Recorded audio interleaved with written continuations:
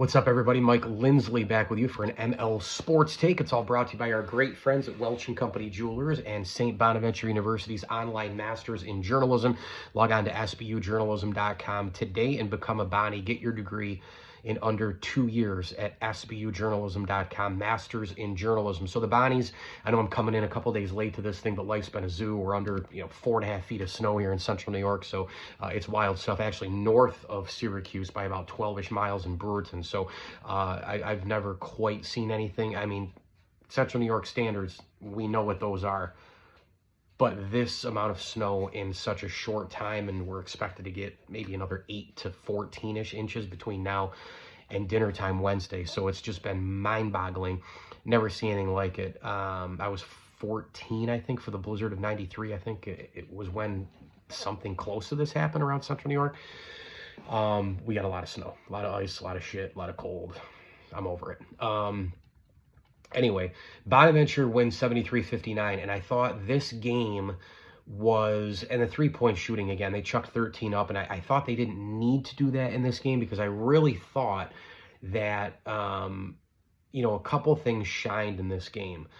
The offensive movement, it just seemed like guys were quicker to the ball. It was pass move, pass cut, finding people early. And I know UMass can bring out some of that. UMass is not a good team. They're not good defensively. They miss a lot of assignments.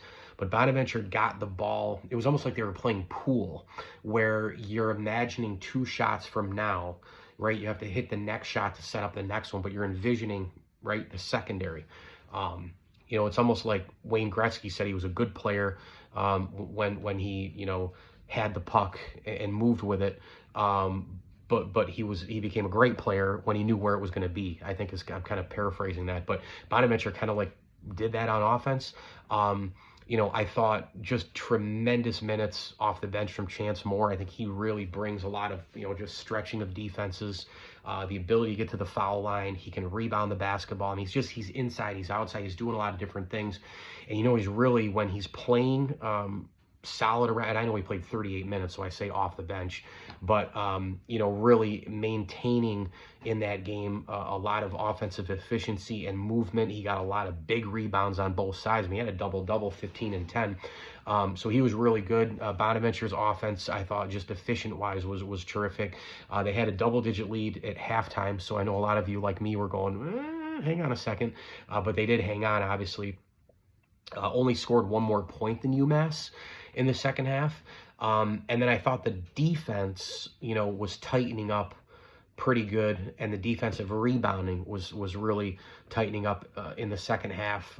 You get to that right around that 12-minute mark of the second half, started to feel pretty good. If I go back to it, there was a key 3 or 4 possession stretch, if I remember correctly. Yeah, it had gotten down to 7 is what it was. And 7, excuse me. It had gotten down to 17, the lead. I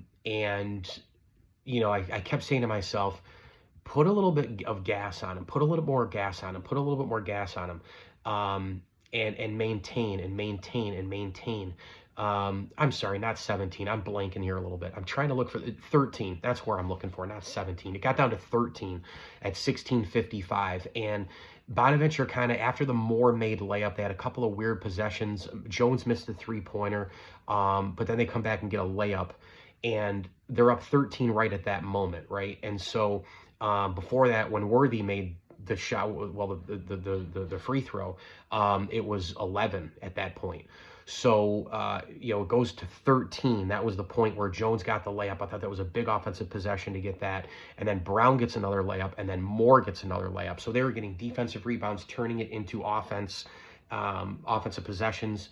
If you get a miss, you get another opportunity. So they were falling. It was layered basketball, right? It was the other side, stop, come back, score, or if you don't, get a rebound and another chance. So it was just continued execution and energy and efficiency. And I thought Bonaventure in that period, being able to jump right there from 11 to 17 over the course of that few minute stretch there from 17-20 until Moore made that layup at 16:09, and then you get the media timeout. You're kind of juggling back and forth here a little bit. But really, from that point on, I thought Bonaventure was in total control. Thompson looked pretty good in this game, really active. And then, they were maintaining 17 and 19 and 18-point leads. You get on down to, below 8, below 4. And this game was, 14-point lead, 12-point lead with 3:31 after Diggins made the jump. You're like, oh, there is still some time left. But Bonaventure was able to hang on here, and they went on a little bit of a run, making some free throws. I know Foster had the 3-point jumper that cut it to 10. By that point, it was a minute and a half left and was a little too much for the Minutemen to come back from. But, overall, I thought the Bonnies had a lot of good individual performances. I mean, again, I think Chance Moore just does so much on both ends of the floor, stretching the defense on the other side with his length and his versatility. He can play inside, outside. He can rebound the basketball.